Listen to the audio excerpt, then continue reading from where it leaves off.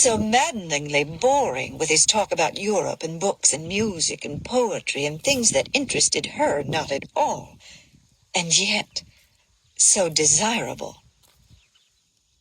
Night after night, when Scarlett went to bed after sitting on the front porch in the semi-darkness with him, she tossed restlessly for hours and comforted herself only with the thought that the very next time he saw her, he certainly would propose.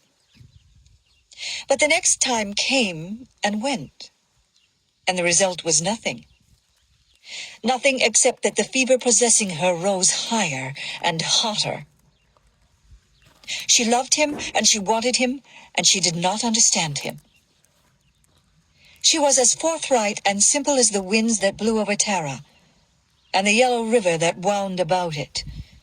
And to the end of her days, she would never be able to understand the complexity.